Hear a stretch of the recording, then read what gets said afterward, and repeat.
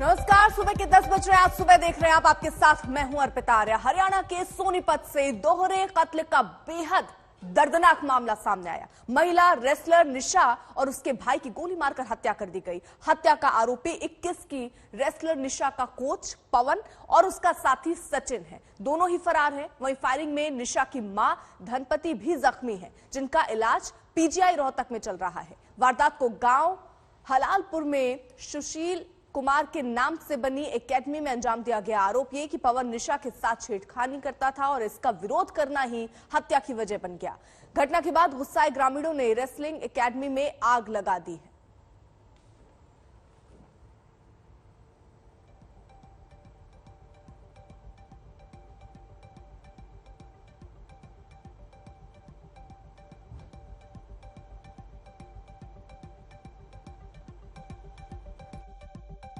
हालांकि सोनीपत से दोहरे कत्ल का बेहद दर्दनाक ये मामला सामने आया। महिला रेसलर निशा और उसके भाई की गोली मारकर हत्या की गई है और हत्या का आरोपी निशा का कोच पवन और उसका एक साथी बताया जा रहा है। दोनों ही अभी फरार हैं। पुलिस उनकी तलाश कर रही है। वहीं फायरिंग में निशा की मां भी जख्मी हुई। उनका इलाज अस्पताल में चल रहा है।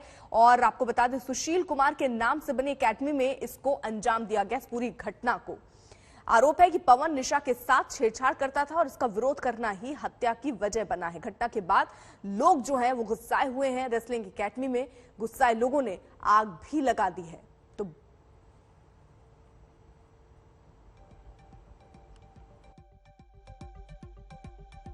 लड़के सूरज की मौका पर मौत हो गई थी। जो धनपति की स्टेटमेंट ली है उस पर उनके खिलाफ सख्त कार्रवाई की जा रही है। ये शिकायत इन्हें दी है भाई पवन कोच ने अपने साथियों के साथ मिलकर जो मेरे लड़के सूरज व निशा को गोलियां मारी और इस धनपति को भी गोली लगी हुई है। ये पवन कोच था जो लड़की के साथ गलत हरकत या छेड़खानी वगैरह करता था। शिकायत में इन्होंने ये दिया जी। कारण कुछ नहीं पता चला, बस चाची ने नुआ बताई है वो गलत नजर रखा करता है। कोच हाँ कोच किया बताओ हमने तो कि बेराम थे कोने का किया बताओ कोच ने चलाई है। निशा और सूरज के पिता दयानंद ने आज तक से बातचीत में कोच पवन को बेहद चौंकाने वाले उसको लेकर खुलासे किए। उनके मुताबिक उन्होंने भी निशा के साथ छेड़खानी की बात सुनी थी। निशा को नामी पहलवान बनाने के नाम पर पवन उनसे 3.5 लाख रुपए भी ऐंठ चुका था। हमारे साथ दयानंद जी हैं, निशा के पिता। सर, कुछ पता लगा है अभी तक क्या हुआ है? नहीं, अभी तक कोई पता नहीं लगा है। पुलिस का क्या कहना है? पुलिस कार्रवाई कर रही है। अभी कहाँ तक कार्रवाई पहुंची, इतना जल्दी तो ऐसे कांड करके जो जाएगा इतना जल्दी तो पकड़ में आएगा नहीं। वो तो हम खुद पुलिस महकमे के आदमी हैं। आप लोगों को ये यकीन है कि कोच जो है, लोगों ने देखा है कोच जो पवन ने, मैं बता रहा हूँ कोच ने किया है पक्का, क्योंकि मिसिज बोल रही, मेरी मिसिज को गोली मारी है उसके कोच में। और कोच से अकेले कोच का काम नहीं है। अकेला कोच ऐसे इतनी गोलियां कैसे मार देगा? भाग करके मेरा लड़का कम से कम 500 मीटर भागया है, नहर क्रॉस किया है, नहीं था वैसे। और ये तो मेरे चाचा जी वगैरह सब बैठे हुए, पूरा गांव जानता है कि वो ऐसे कि अपने घर से मतलब अपने घर में ही रहता था। उसको भी क्यों मारा ये मेरी समझ में तो आता नहीं। तो एक आदमी तो हो नहीं सकता जी। तो कभी निशा ने या आपके परिवार में या आपको कभी पता लगा हो, कभी किसी ने शिकायत करी हो कि ऐसा मामला है, कुछ वो परेशान कर रहे हैं? हाँ, ये है कि कई बार उसको ऐसा ब्रेन वॉश किया लड़की का कि मैं आपको, जब से उसने ये अपना ऑल इंडिया यूनिवर्सिटी का जो औरंगाबाद में मेडल लेकर आई थी 2nd पोजीशन में, ये 2019 की बात? हाँ 2019 की बात है। उसके बाद कोरोना में भी इसका फ्यूचर जो ना ये ले भी गया कई जगह, कई बार इसका हाथ हूँ तो ऐसे मांस फट गया ये वो, लेकिन इसको सब्जबाग दिखाता रहा है कि वर्ल्ड पे ले जाऊंगा, ये ले जाऊंगा, और ऐसे ऐसे सब्जबाग दिखा करके इसका एकदम ब्रेन वॉश कर दिया। वो मेरी बात भी नहीं मानती थी। कई बार बोलता था पैसे डाइट के लिए पैसे 30,000 35,000 यार 6 महीने में ले जाती थी। और फिर 3.5 लाख रुपए जब ये एकेडमी बना रहा तब मेरे से लिया। फिर जो वो 50,000 रुपये जहाँ कुश्ती से मिले थे इस यूनिवर्सिटी से, वो भी मैंने उसको ही दे दिए थे कि मेरे को नहीं चाहिए ये, जितनी माड़ाएं जितना भी उसका लड़की का नाम था सब मैं वो दे दिया था, मैंने अपने पास एक पैसा नहीं रखा। और वो काफी दिन से परेशान भी कर रहा था इस लड़की को। परेशान किस लिहाज से? अब मेरे को ऐसा मोलेस्ट भी किया है, क्योंकि मेरे को पता चला है, यहीं आकर के पता चला, मेरे को तो नहीं बताया। सुशील कुमार के नाम पर चल रही रेसलिंग एकेडमी जिस जमीन पर चल रही थी उस पर पवन ने कब्जा किया था। ये एकेडमी करीब 1 एकड़ की जमीन पर चल रही थी। आज तक ने जमीन के मालिक धर्मवीर से भी बात की तो उन्होंने चौंकाने वाला खुलासा किया। पवन ने अपनी दबंगई से गुंडों के दम पर जमीन पर कब्जा जमा रखा था। धर्मवीर ने यह भी कहा कि उनकी रिश्तेदारी है, वही पुलिस भी दबंग पवन के खिलाफ साथ देती रही है। 1 एकड़ की जमीन पर ये पूरी एकेडमी बनी हुई है और इस एकेडमी की जो जमीन है उसके मालिक हमारे साथ मौजूद है। ये जमीन आप ही की है? हाँ, हमारी है जी। आप ही की है? हाँ। तो पवन क्या आपका रिश्तेदार है? रिश्तेदारी में लगा था। तो ये क्या जमीन अभी आपकी है, आपके कब्जे में है या नहीं है? नहीं हुई है, कब्जे में थी हमारे में। तो आपको कुछ पैसे वैसे मिलते थे? ना, कुछ नहीं मिलता था। तो किस तरीके से यहाँ पर एकेडमी आपकी परमिशन लेकर खोली गई थी? पहले आपसे जब तो राजी रजा में खोली थी, बाद में आकर झगड़ा होना शुरू हुआ। झगड़ा हो गया था? हाँ, झगड़ा हो गया। तो क्या किस तरीके से कब्जा किया? बता रहे थे पिस्टल का लाइसेंस बनाया, फिर क्या? वो तो ले रहा था पिस्टल विस्टल, ये वो तो थी उनके पास। मतलब क्या पिस्टल इसी जमीन के नाम पर लाइसेंस पे? नहीं, इसके पे नहीं थी, वो तो अपनी पर्सनल बनवा रहा। तो आप क्या पैसा मांगने आते थे? नहीं, फिर हम नहीं आए ना बाद में। क्यों? हमने तो आने बंद कर दिया था, बिल्कुल हम नहीं आए। डर लगता था? हाँ, डर लगा। नहीं, जमीन तो ये पूरी आपकी है, काफी बड़ी जमीन। जमीन तो हमारी है, पर डर तो लगा था, झगड़े के मारे हम नहीं आए। भाई झगड़ा हो जाएगा। तो बड़ी बात आपने कह दी, यानी क्या पवन क्या दबंग किस्म का आदमी था? दबंग किस्म का जी भी वो काम कर दिया था, दबंग किस्म का हो गया। हाँ, जाहिर सी बात है कि उसने जिस तरह से गोली मारी है। तो कितने साल से आपकी जमीन पर कब्जा है? 4 साल हो गए। तो 1-2 बार आपने बोला था खाली करो? बोला था खाली कराने के लिए, कोई भी थी, पूरा बाबू भी आया था, पंचायत आई थी, वहाँ फैसला भी हुआ था, पर वो नहीं हुआ। अरविंद ओझा हमारे साथ, हमारे सहयोगी इस वक्त जुड़ चुके हैं। अरविंद, फिलहाल पुलिस जो है वो तलाश कर रही है पवन को लेकर। चश्मदीद और क्या कह रहे हैं, किस तरीके से ये घटना घटी और पुलिस क्या कह रही है, कब तक गिरफ्तारी मुमकिन है? जी देखिए, आपसे कुछ देर पहले हमने जो स्थानीय अधिकारी हैं पुलिस के, उनसे बात करने की कोशिश की। उनका कहना है कि जो आरोपी है पवन, उसने पहले जब गोली ये पूरी वारदात हुई उसके बाद वो बाइक से एक सचिन नाम का शख्स है उसके साथ फरार हुआ है। पुलिस का दावा तो ये है कि बहुत जल्द गिरफ्तारी हो जाएगी पवन की। लेकिन देखिए, चौंकाने वाला खुलासा ये भी है कि आज तक के कैमरे पर एक शख्स है धर्मवीर, जिन्होंने बताया है कि किस तरीके से दबंग किस्म का व्यक्ति है वो, और उसने जो एकेडमी है उस पर कब्जा किया हुआ था। और बाकायदा जब वो शख्स जाता था तो जो पिस्टल है उसके दम पर भगा दिया जाता था। अगर देखिए आप तो फिलहाल अगर पूरे परिवार में मातम का माहौल है। पिता भी यहाँ पर आए हैं, सीआरपीएफ के ये जवान हैं, और किस तरीके से पूरा जो परिवार है वो काफी गमगीन है। हम उनके पिता से भी बात करने की कोशिश करते हैं। सर, क्या कहना चाहेंगे, जो ये इंसिडेंट हुआ है, क्या आपको जानकारी मिली है, क्यों इस तरह से दर्दनाक तरीके से वारदात हो जाती है? अब इंसिडेंट जो हुआ है उसके बारे में मैं क्या बताऊं, सबको पता है। तो जो असामाजिक तत्व हैं उन्होंने किया है।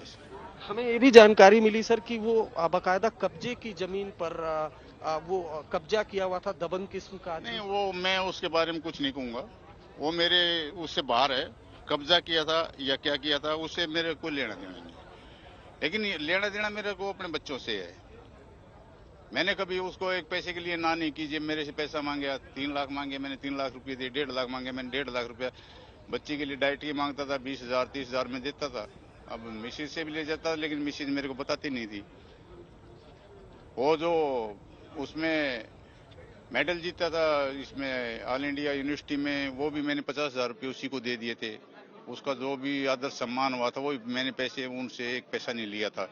वो भी उसी को दे दिए थे। सर तो ये पैसे क्यों मांगे जाते थे, किस लिए मांगते थे? अब दुकान थी, बच्चे को आगे थोड़ी बढ़ाना था। वो तो अगर एक पेशेंट डॉक्टर है, पेशेंट को अपना बंधवा नहीं बनवाएगा तो पैसा कहाँ से कमाएगा। अभी आपकी पत्नी की हालत कैसी है? नहीं, अभी स्टेबल है, वो रीढ़ की हड्डी में थोड़ी सी बुलेट गया हुआ है।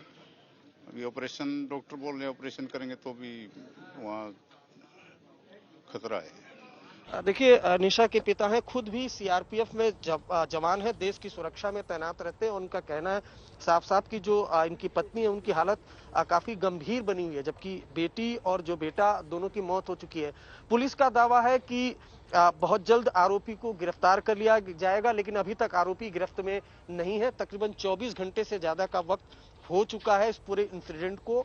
और जो खुलासा हुआ, देखिए सुशील कुमार के नाम से ये पूरी एकेडमी चल रही थी। जो पूरी दीवार है, जो पूरी एकेडमी है, उसमें सुशील कुमार के पोस्टर लगे हुए हैं और खुद भी एकेडमी वो विवादों में है। कैमरे के सामने शख्स ने खुलासा किया है। फिलहाल जो पवन है वो फरार चल रहा है।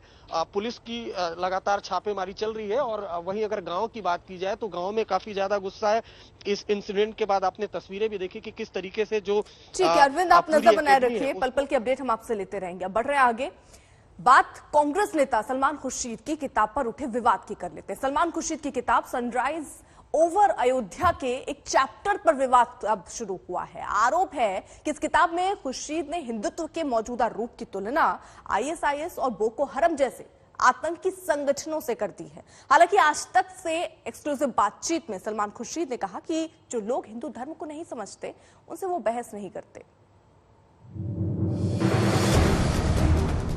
ऐसे दौर में जब देश की सियासत में हिंदुत्व के प्रतीक हावी हैं, बीजेपी को टक्कर देने के लिए कांग्रेस और दूसरे दल के नेता खुद को असली हिंदू साबित करने में जुटे हुए हैं।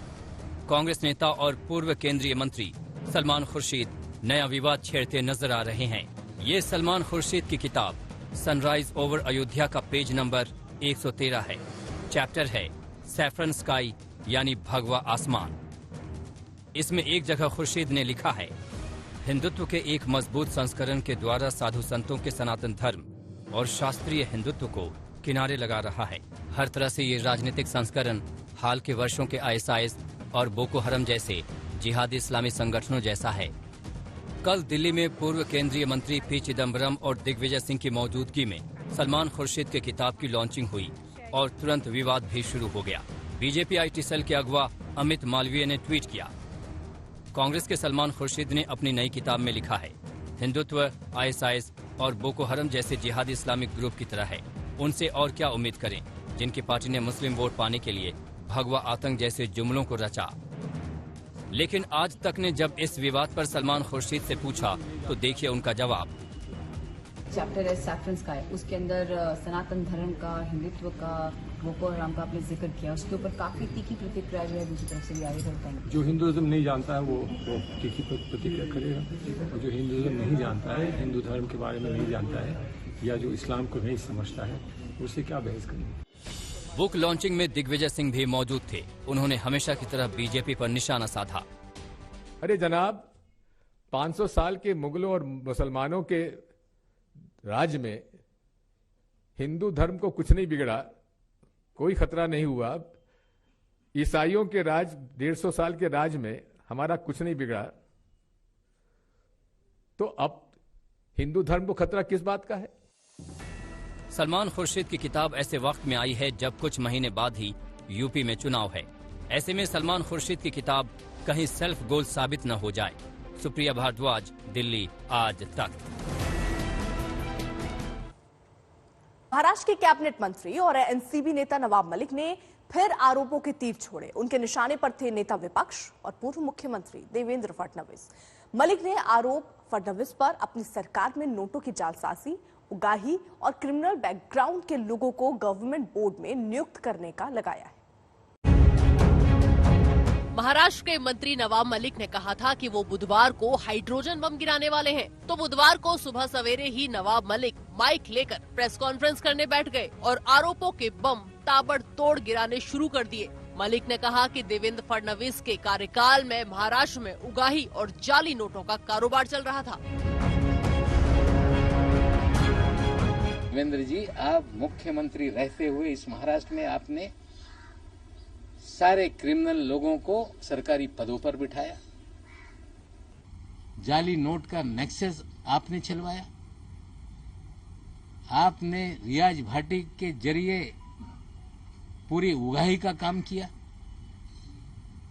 आपने थाना में कमिश्नर बैठा के कंप्लेंट पूरे महाराष्ट्र की करा के उगाही का धंधा करवाया, और विदेश से खुखाए गुंडे फोन करके सेटलमेंट पुलिस वाले करते थे, और ये सारा खेल आपके आशीर्वाद से महाराष्ट्र में चल रहा था। देवेंद्र फडणवीस पर नवाब मलिक ने आरोपों की झड़ी गिराते हुए कहा कि नागपुर के रहने वाले मुन्ना यादव नाम के शख्स से फडणवीस के संबंध थे और उन्होंने उस पर खूब कृपा दृष्टि बरसाई। साथ ही फडणवीस की कृपा एक ऐसे आदमी पर भी थी जो बांग्लादेश से आए घुसपैठियों को मुंबई में बसाने का काम करता था। जब ये पकड़ा गया तो फडणवीस ने इसे बचाया भी। आपने हैदर आजम नाम के एक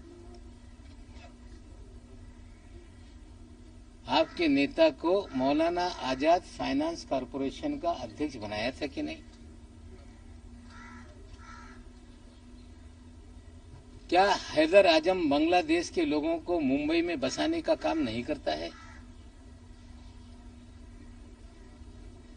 क्या हैदर आजम की दूसरी पत्नी जो बांग्लादेशी है, जिसकी जांच मलाड पुलिस स्टेशन ने शुरू की, 24 परगना पुलिस थाने में कागज भेजे गए,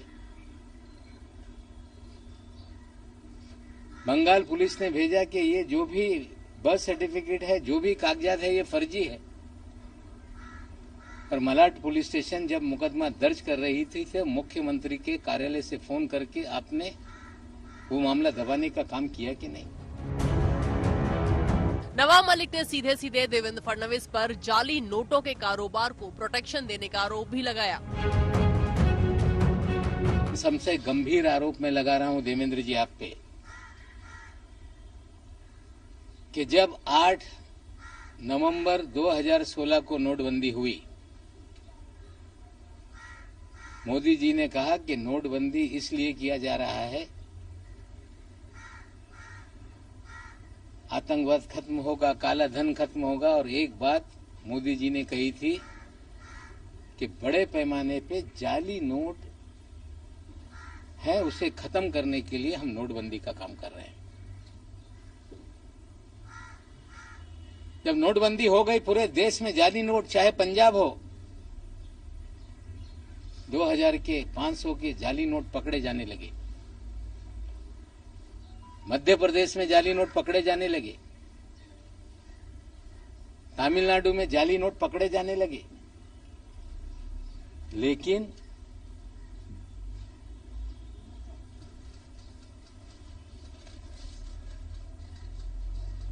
आठ अक्टूबर 2017 तक, लगभग 1 साल तक महाराष्ट्र में जाली नोट का एक भी मामला सामने नहीं आया, क्योंकि देवेंद्र जी के प्रोटेक्शन में जाली नोट का खेल इस महाराष्ट्र में चल रहा था। 8 अक्टूबर 2017 को डायरेक्टर इंटेलिजेंस रेवेन्यू ने बीकेसी में एक छापेमारी की, जिसमें 14 करोड़ 56 लाख रुपए के जाली नोट पकड़े गए।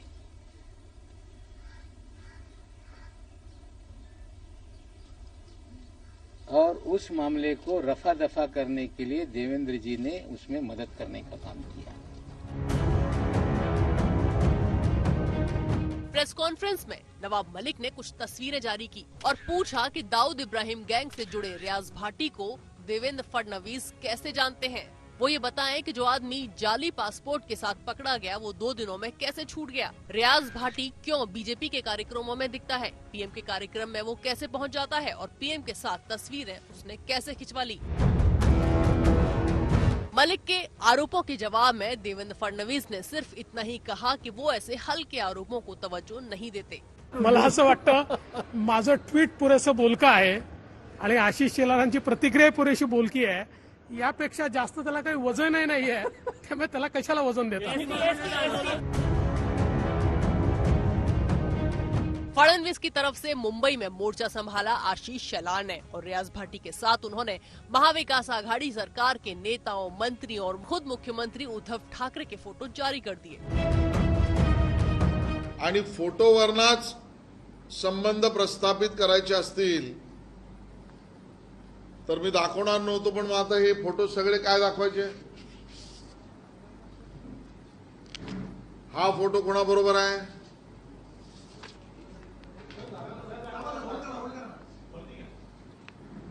हा फोटो कोणाबरोबर आहे. हा फोटो कोणाबरोबर आहे. त्या पलीकडे हा रियाज भाटीचा फोटो कोणाबरोबर आहे. हा रियाज भाटीचा फोटो कोणाबरोबर आहे.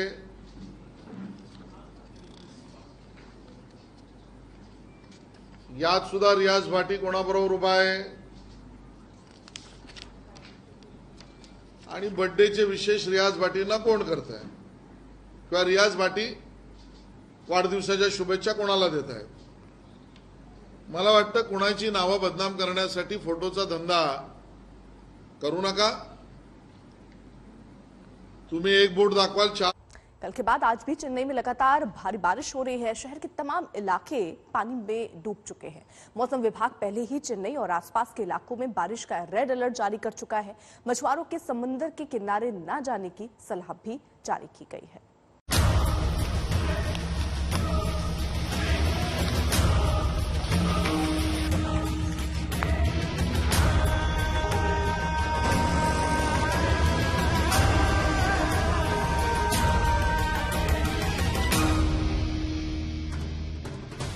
चेन्नई पर फिर आफत बरसी है. 2 दिन की मामूली राहत के बाद चेन्नई में बादलों ने फिर मोर्चा खोल दिया. ऐसी मूसलाधार बारिश कि सड़कें समंदर बन गई. लौटता मॉनसून हमेशा चेन्नई वालों के लिए आफत साबित होता है. इस बार भी कुछ ऐसा ही नजारा है. चेन्नई के अलावा पास के चेंगलपेट, तिरुवल्लूर, कांचीपुरम और विल्लुपुरम में कल शाम के बाद तकरीबन नॉन स्टॉप बारिश हुई. तस्वीरें देखिए, जिधर भी देखिए पानी ही पानी. हालत ऐसी कि सड़कों पर बच्चे मछलियां मारने लगे हैं. चेन्नई में बारिश से ऐसा त्राहिमाम हुआ कि लोगों का हाल जानने और राहत सामग्री बांटने सीएम एम.के. स्टालिन पानी से भरे टीनगर इलाके में पहुंच गए. Stalin disaster management monitoring room भी पहुंचे और आपदा प्रबंधन मंत्री के.एस.आर. रामचंद्रन के साथ बारिश से जुड़े हालात की समीक्षा की. मौसम विभाग के मुताबिक चेन्नई समेत तमिलनाडु के कई इलाकों पर मुसीबत की बारिश जारी रहने की संभावना है. मौसम विभाग ने तमिलनाडु और पुडुचेरी के लिए बारिश का रेड अलर्ट जारी किया है. मौसम विभाग के मुताबिक अगले 3 से 4 दिन तक भारी से बहुत भारी बारिश हो सकती है. Chennai, Tiruvallur, Kallakurichi, Salem, Velur, Tirupattur, Ranipettai, Tiruvannamalai. Over these districts, 1 or 2 places extremely heavy rainfall is expected to occur. Other places we have heavy to very heavy, and some places moderate rainfall is also expected to occur. जिन इलाकों में बारिश का अनुमान जताया गया है उनमें शामिल हैं तमिलनाडु के तिरुवल्लूर, कल्लाकुरिची, सलेम, वेल्लोर, तिरुवन्नामलाई, रानीपेट और तिरुपत्तूर जिले. इसके अलावा चेन्नई, कोयम्बटूर, चेंगलपट्टू, नमक्कल, तिरुचिरापल्ली और पुडुचेरी में भी भारी बारिश की संभावना है. इसके अलावा कल से 14 नवंबर तक तमिलनाडु, पुडुचेरी और कराईकल के कई इलाकों में आंधी के साथ बारिश का अनुमान है.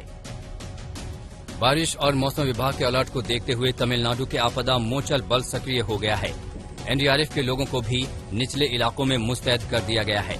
एनडीआरएफ की 11 और तमिलनाडु डिजास्टर फोर्स की 7 टीमें तैनात की गई हैं.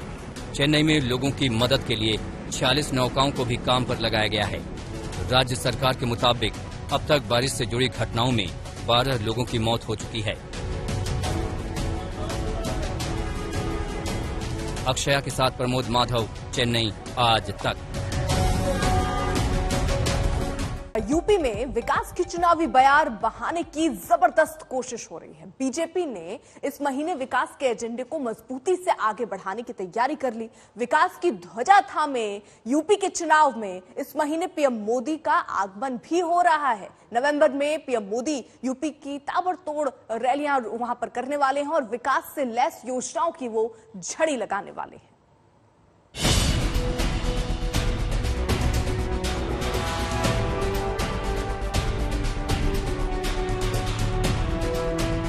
कानपुर वासियों को न केवल बेहतरीन पब्लिक ट्रांसपोर्ट की सुविधा यहां से प्राप्त होगी, बल्कि यहां के पॉल्यूशन को भी कम करने में इससे भारी मदद मिलेगी। इधर चुनाव की आहट तेज हुई, उधर राजनेताओं के कदम ताल तेज हुए। कहीं हरी झंडी, कहीं लोकार्पण, कहीं शिलान्यास तो कहीं नए ऐलान। वायदों और घोषणाओं की बरसात में पूरा उत्तर प्रदेश भीग रहा है। जैसे कि कुछ छींटे कानपुर को भी भिगो गए। उनमें से एक मेट्रो ट्रेन के ट्रायल रन का ये रंगारंग कार्यक्रम है, जिसमें खुद सीएम साहब शामिल हुए। कानपुर अब अपने आप में एक मेट्रो सिटी हो गई है, जो केवल आबादी के हिसाब से नहीं, बल्कि पब्लिक ट्रांसपोर्ट की दृष्टि से एक बेहतरीन सुविधा कानपुर वासियों को बहुत शीघ्र प्राप्त होने वाली है। मेट्रो रेल कॉरपोरेशन के प्रबंध निदेशक और उनकी पूरी टीम को समय से पहले इस ट्रायल रन के लिए हृदय से बधाई भी देता हूं, उन्हें धन्यवाद भी देता हूं और भारत सरकार का मैं आभार भी व्यक्त करता हूं। योगी आदित्यनाथ उत्तर प्रदेश के शहरों के ताबड़तोड़ दौरे कर रहे हैं। पिछली सरकारों में कानून व्यवस्था की याद दिला रहे हैं और अगले साल के चुनाव में वोट पाने के लिए योजनाओं का शिलान्यास और उद्घाटन कर जनता को रिझाने की पूरी कोशिश कर रहे हैं। और इस सिलसिले को अगले हफ्ते पीएम मोदी भी आगे बढ़ाने यूपी आने वाले हैं। प्रधानमंत्री नरेंद्र मोदी नवंबर महीने में 3 बार उत्तर प्रदेश आएंगे। सबसे पहले वो अगले हफ्ते 16 नवंबर को सुल्तानपुर में पूर्वांचल एक्सप्रेसवे का उद्घाटन करेंगे। योगी आदित्यनाथ के ड्रीम प्रोजेक्ट माने जाने वाले पूर्वांचल एक्सप्रेसवे लखनऊ के चांदसराय से शुरू होकर गाजीपुर के हैदरिया गांव तक जाता है। ये सूबे के 9 जिलों को जोड़ेगा, जिसमें लखनऊ, बाराबंकी, अमेठी, सुल्तानपुर, अयोध्या, अंबेडकर नगर, आजमगढ़, मऊ और गाजीपुर शामिल हैं। 2018 में प्रधानमंत्री ने पूर्वांचल एक्सप्रेसवे का शिलान्यास किया था, जो अब बनकर तैयार हो गया है। पूर्वांचल एक्सप्रेसवे का सपना अखिलेश यादव ने सत्ता में रहते हुए देखा था, लेकिन उसे जमीन पर उतारने का काम योगी सरकार ने किया है। ऐसे ही योजनाओं के दम पर बीजेपी यूपी के काया पलट का दावा कर रही है। पिछली सरकारों के लिए उनका स्वयं का खानदान ही प्रदेश था। उनके लिए प्रदेश की 24-25 करोड़ जनता कोई मायने नहीं रखती थी। उनका स्वयं का खानदान पैसा कमा ले, विदेशों में संपत्ति अर्जित कर ले, दुनिया में कोई द्वीप खरीद करके अपने खानदान को सुरक्षित करने के लिए वे वहां पर निवेश कर लें, लेकिन प्रदेश सुरक्षित रहे उनके एजेंडे का हिस्सा ही नहीं था। पेशेवर अपराधी और माफियाओं को गले से लगा करके प्रदेश के अंदर कानून व्यवस्था की बदहाल स्थिति के लिए वे लोग जिम्मेदार हुआ करते थे। चुनाव का ऐलान होने से पहले योगी सरकार विकास की कई और मिसालें यूपी के सामने रखने वाली हैं। पूर्वांचल के साथ साथ बुंदेलखंड को भी राजधानी लखनऊ से सीधे जोड़ने के लिए योगी सरकार बुंदेलखंड एक्सप्रेसवे बनवा रही है। इसे दिसंबर तक पूरा कर लेने का लक्ष्य रखा गया है। माना जा रहा है कि इसका भी उद्घाटन 2022 के चुनाव से पहले हो जाएगा। बुंदेलखंड एक्सप्रेसवे धार्मिक नगरी चित्रकूट से शुरू होकर बांदा, हमीरपुर, महोबा, औरैया, जालौन और इटावा में आगरा लखनऊ एक्सप्रेसवे से जुड़ जाएगा। काशी के लोग तो देखते ही हैं कैसे योगी जी लगातार यहां आते हैं, एक एक विकास योजना की समीक्षा करते हैं, खुद ऊर्जा लगाकर कामों को गति देते हैं। बदलाव के ये प्रयास आज एक आधुनिक यूपी बनाने में तेजी से आगे बढ़ रहे हैं। नवंबर में पीएम मोदी के ताबड़तोड़ यूपी आने से चुनावी माहौल में गजब की गर्मी आना तय है। बुंदेलखंड एक्सप्रेसवे के उद्घाटन से पहले प्रधानमंत्री 19 तारीख को झांसी आएंगे, जहां पर वो रानी लक्ष्मीबाई की 193वीं जयंती समारोह में शिरकत करेंगे। इसी दौरे में पीएम नल के जरिए जल योजना समेत कई विकास परियोजनाओं को हरी झंडी दिखाएंगे। लेकिन यूपी को सबसे बड़ा तोहफा इस महीने प्रधानमंत्री की आखिरी यात्रा में मिलेगा, जब प्रधानमंत्री एशिया के सबसे बड़े एयरपोर्ट का शिलान्यास करेंगे। ग्रेटर नोएडा के जेवर में बन रहे इंटरनेशनल एयरपोर्ट का शिलान्यास पीएम मोदी 25 नवंबर को करेंगे। इसके अलावा प्रधानमंत्री ग्रेटर नोएडा में बन रही फिल्म सिटी का भी नींव रखेंगे। बीजेपी नई नई योजनाओं की कारपेट बॉम्बिंग करने वाली है, लेकिन बड़ा सवाल ये है कि क्या विकास यूपी चुनाव का मुद्दा बन पाएगा। अभिषेक मिश्रा, लखनऊ, आज तक। यूपी में चुनावी महफिल अब परवान चढ़ने लगी है। वादों के धुन अब सुनाई देने लगे हैं, लेकिन हकीकत यही है कि यूपी का चुनाव इस बार भी ढर्रे पर ही लड़ा जा रहा है। पूरी लड़ाई लीग पर लड़ी जा रही है और इसलिए जिन्ना का जिन फिर अब जाग उठा है और पलायन धर्मांतरण का मुद्दा फिर से केंद्र में मौजूद दिख रहा है। राम जी हमारे प्रिय अयोध्या के राजा।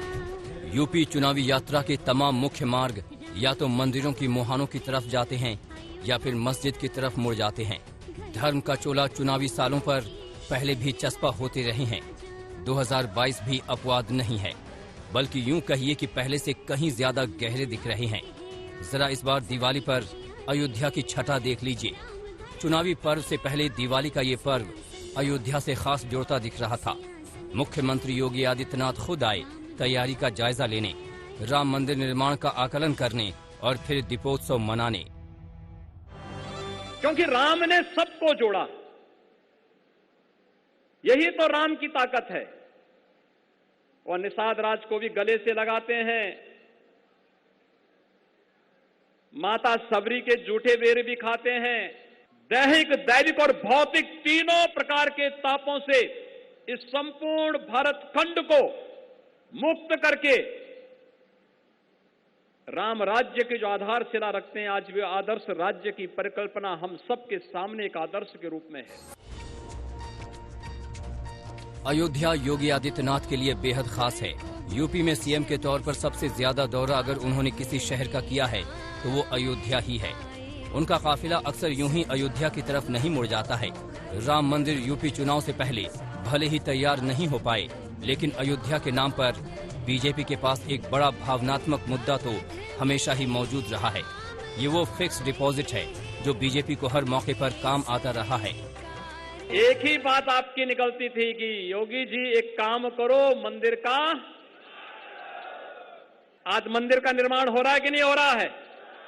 पूज्य संतों की ओर से सभी लोग इस बात से खुश हैं कि मंदिर का निर्माण हो रहा है भव्यता के साथ। बीजेपी ने अपनी म्यान को दुरुस्त करना शुरू कर दिया है। विकास का एजेंडा तो है ही, लेकिन धर्म की धारदार तलवार तो सियासत में हमेशा ही दरकार रही है। कैराना के पुराने पन्ने फिर से यूं ही नहीं पलटे जा रहे हैं। पलायन की परछाई यूं ही लंबी नहीं हो रही है। इस तंग गलियों में योगी आदित्यनाथ यूं ही नहीं पधारे हैं। बच्चों के अंदर, महिलाओं के अंदर एक विश्वास देखने को मिला है और ये विश्वास अवश्य रंग लाएगा, क्योंकि अब एक किराना कस्बा आपराधिक गतिविधियों का नहीं बल्कि विकास की प्रक्रिया के साथ तेजी के साथ आगे बढ़ा है। यूपी में धर्म की तलवारें सब भांज रहे हैं। किसी ने इस पर हिंदुत्व की धार चढ़ाई है, किसी ने इसे सॉफ्ट हिंदुत्व से संवारा है, तो कोई इस अनुष्ठान में जिन्ना का जाप जपने में लगा है और कुछ प्रवक्ता ऐसे भी हैं जो सीधे सीधे मजहबी पैरोकारी करने में लगे हैं। सबसे पहले प्रियंका गांधी की ये तस्वीरें देखिए जो इन दिनों देवालयों की खाक छान रही हैं। बाबा विश्वनाथ से लेकर दूसरे तमाम देवस्थानों तक भक्ति से भरपूर प्रियंका गांधी की ये तस्वीरें उनके भाई राहुल गांधी की चुनावी वेला की तस्वीरों की याद दिलाती है। लेकिन जिस मजबूती से अखिलेश मजहब का पत्ता फेंक रहे हैं वो बेहद दिलचस्प है। जिन्ना पर नई बहस बता रही है कि अखिलेश की राजनीति किस दिशा में बह रही है। सरदार पटेल जी, राष्ट्रपिता महात्मा गांधी, जवाहरलाल नेहरू, जिन्ना एक ही संस्था में पढ़ करके बैरिस्टर बन करके आए। उन्होंने आजादी दिलाई। श्री अखिलेश यादव जी, जो मैं उनको श्री अखिलेश अली जिन्ना कहूं तो कोई गलत नहीं होगा, समाजवादी पार्टी पूरी नमाजवादी पार्टी बन करके देश के लिए बलिदान देने वालों का अपमान किया है, देश की को आज़ादी दिलाने वालों का अपमान किया है और इसके लिए उनको देश से माफ़ी मांगनी चाहिए। और मोहम्मद अली जिन्ना का नाम लेकर के समाजवादी पार्टी का असली चेहरा जनता के सामने आ गया है, उन्हें देश से माफ़ी मांगनी चाहिए। अखिलेश का अंदाज बता रहा है कि उन्हें एहसास हो गया है कि विकास के एजेंडे वाली जमीन कहीं दलदली न साबित हो जाए, कहीं कांग्रेस की तरफ न छिटक जाए। लिहाजा रह रहकर उनके दिल में ध्रुवीकरण धड़कने लगता है। खतरा ये भी है कि इस बार ओवैसी भी आ डटे हैं, जो सीधे सीधे मुस्लिम वोटों के लिए बैटिंग कर रहे हैं। यूपी के चुनावी मेले में हर तरह का काउंटर कतार में खड़ा कर दिया गया। सियासत की तमाम सामग्रियों की सजावट कर दी गई है।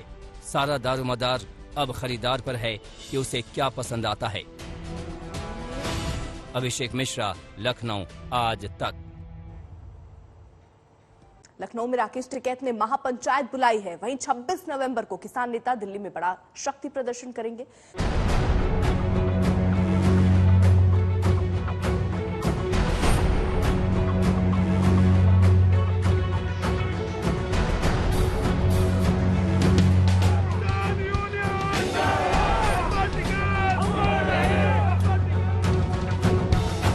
2022 में पूर्वांचल से लेकर पश्चिमी यूपी तक बीजेपी के सामने सबसे बड़ी चुनौती 2017 की जीत को दोहराना है। प्रधानमंत्री मोदी पूर्वांचल में कई बार दौरे कर चुके हैं और आने वाले दिनों में कई और रैलियां करने वाले हैं। वहीं योगी आदित्यनाथ कैराना से लेकर मथुरा तक पश्चिमी यूपी के वोटरों के द्वारे द्वारे हाजिरी लगा रहे हैं। लेकिन बीजेपी के प्लान पर पानी फेरने के लिए राकेश टिकैत ने मोर्चा संभाल लिया है। पश्चिमी यूपी से लेकर पूर्वांचल तक बीजेपी के राह में रोड़े खड़े करने की पूरी तैयारी है।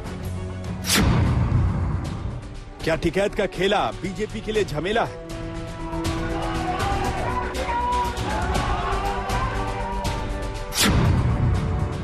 क्या पश्चिमी यूपी में जाट बिगाड़ेंगे योगी का खेल?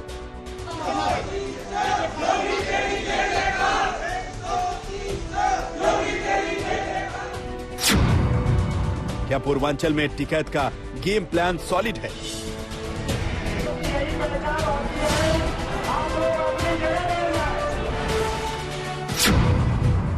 लखनऊ में महापंचायत से क्या पलटेगी बाजी?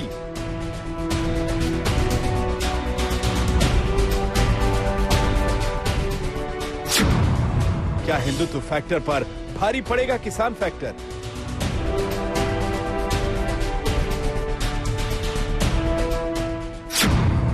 इलाका बीजेपी का, धमाका टिकैत का।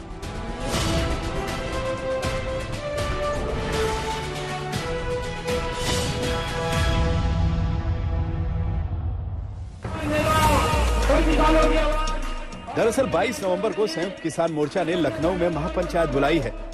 वही महापंचायत जिसे चुनाव के लिहाज से बहुत अहम माना जा रहा है। लखनऊ में होने वाली महापंचायत को टिकैत ताबूत की आखिरी कील बता रहे हैं। 22 तारीख को मीटिंग रखेंगे। उसमें मेन मुद्दा रहेगा लखीमपुर कांड, जिसमें घायलों को भी अभी पैसे नहीं दिए गए। जो समझौता हुआ था उसमें पैसे उनके रह रहे हैं। मुकदमे दर्ज, फर्जी मुकदमे दर्ज हो रहे हैं, वो इशू रहेगा। अजय टैनी की गिरफ्तारी और उनकी बर्खास्तगी रह रही है, क्योंकि आज भी वो गृह राज्य मंत्री हैं, तो जांच को प्रभावित करता रहेगा। गन्ने का भुगतान है, गन्ने का रेट कम है, धान की खरीद नहीं हो रही, वो एक बड़ा इशू है। तो ये सारे इशू को लेकर लखनऊ में प्रस्तावित मीटिंग है। यहाँ आपको याद रखना है कि टिकैत पश्चिमी यूपी से आते हैं, वही पश्चिमी यूपी जहाँ पर किसान आंदोलन का असर है, जहाँ जाट समुदाय बीजेपी से नाराज माना जा रहा है। लेकिन इस बार लखनऊ से महापंचायत का टिकैत पूर्वांचल में निशाना साध रहे हैं। वही पूर्वांचल जो बीजेपी का खेल बिगाड़ भी सकता है और बना भी सकता है। बीजेपी की तो सरकार है ही नहीं देश में, ये तो खामखा झूठ बोल रहे कि हमारी है। इनका जो कुछ इनके डब्बे में कुछ ये लेकर भाग गया कोई, उनका है नहीं इनकी। तो क्या योजना क्या रहेगी, क्योंकि तुरंत नवंबर में आप कर रहे हैं रैली या पंचायत, आप जो उसका नाम दे लें, उसके बाद जनवरी फरवरी में होने हैं चुनाव, तो इसमें चुनावी भूमिका में भी क्या राकेश टिकैत नजर आएंगे या जो पूरा संयुक्त किसान मोर्चा है वो नजर आएगा? किस भूमिका में रहेंगे? नहीं तो रहेंगे भाई, जब तक हमारी बात नहीं मानते तो हम तो रहेंगे तो ही। हम तो महाराष्ट्र भी जा रहे, तो वहां तो चुनाव है नहीं, वहां पे भी मीटिंग है। 19 तारीख की भी मीटिंग रहेगी बॉम्बे में, फिर हमारी 28 तारीख की भी रहेगी, 29 तारीख से फिर यहाँ पे भी है। तो प्रोग्राम पूरे देश भर में चलते रहेंगे। टिकैत की रणनीति है लखीमपुर खीरी कांड को मुद्दा बनाकर पूर्वांचल में बीजेपी के खिलाफ माहौल बनाना। ये वही मुद्दा है जिसे लेकर कांग्रेस, समाजवादी पार्टी और बीएसपी पहले ही चुनावी मैदान में ताल ठोक रही है। यह वजह है कि टिकैत के एक्टिव होते ही उत्तर प्रदेश का सियासी पारा चढ़ने लगा है। सबसे पहले सुनिए लखनऊ में किसान के महापंचायत पर बीजेपी का रिएक्शन क्या आया। बेहतर ये होता कि लोग अलग अलग एक ही भाषा में जो विपक्ष बोल रहा है वही कुछ लोग किसानों के नाम पर बोलते, तो ये उचित नहीं है। उनको चाहिए अगर राजनीतिक मंतव्य रख रहे हैं तो राजनीतिक दल के रूप में सामने आए, जिसको भी आना है। अब भारतीय जनता पार्टी की प्राथमिकता किसान और कृषि है। किसानों के नाम पर अब सभी दल चुनावी काम पर नजर आ रहे हैं। दंगल बड़ा है, लिहाजा चुनावी दांव में कोई पीछे नहीं है। जनता भूली नहीं है जिस तरह से किसानों को यहाँ रौंदा गया है। उत्तर प्रदेश की जनता 2022 में वोट के माध्यम से भारतीय जनता पार्टी को बाहर का रास्ता दिखा देगी। 22 नवंबर को बुलाई गई महापंचायत का एजेंडा साफ है। टिकैत का कहना है कि सरकार को 3 मुद्दों पर बड़ा एक्शन लेना होगा। नंबर 1, केंद्रीय मंत्री अजय मिश्रा के खिलाफ कार्रवाई। नंबर 2, गन्ने की सही कीमत तय करना। नंबर 3, तीनों विवादित कृषि कानूनों की वापसी। मीटिंग हुई थी, बड़ी पंचायत वहां पे थी संयुक्त मोर्चे की। लखनऊ में है तो इसमें भी जाएंगे, गोरखपुर में भी रखेंगे। तो हम तो गोरखपुर में करेंगे तो ये कहेंगे जी योगी जी का गढ़ है। हम अगर आप बनारस में करेंगे तो कहेंगे जी पीएम का है। तो ऐसा तो नहीं है। ये तो मीटिंग तो आदमी कोई कहीं पे भी कर सकता है, जहां पे दिक्कत होगी तो मीटिंग तो होगी। तो क्या लखनऊ में टिकैत की महापंचायत पूर्वांचल में किसान आंदोलन को तेज कर देगी? क्या किसानों का मुद्दा 2022 में बीजेपी को बहुत भारी पड़ने वाला है? दिल्ली से कुमार कुणाल और लखनऊ से कुमार अभिषेक के साथ आज तक ब्यूरो। मजहब के बाद जाति यूपी चुनाव की दूसरी हकीकत है। पहले मजहब का मूलधन खड़ा करो और फिर उसमें जाति का चक्रवृद्धि ब्याज जोड़कर जीत का जुगाड़ बनाओ। यूपी में इस वक्त यही हो रहा है।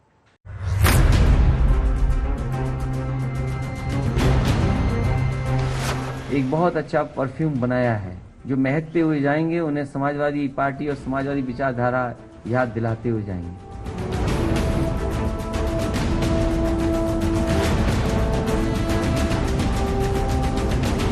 यूपी के चुनावी बाजार में अखिलेश यादव इत्र की शीशी लेकर उतरे हैं।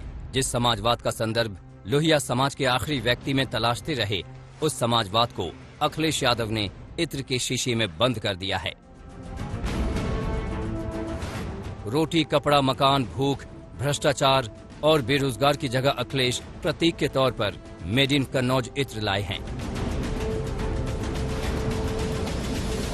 मुझे खुशी है इस बात की कि हमारे समाजवादी पार्टी के एमएलसी पम्मी जैन, उनके प्रयास से, उनके टीम के प्रयास से एक बहुत अच्छा परफ्यूम बनाया है। और जैसा कि उन्होंने कहा, जो महकते हुए जाएंगे उन्हें समाजवादी पार्टी और समाजवादी विचारधारा याद दिलाते हुए जाएंगे। रंग भी लाल हरा रखा है आपने। अगर कहीं दूसरी जगह चली जाए ये बोतल, खुशबू बदल पाए ना बदल पाए, लेकिन रंग जरूर बदल देंगे।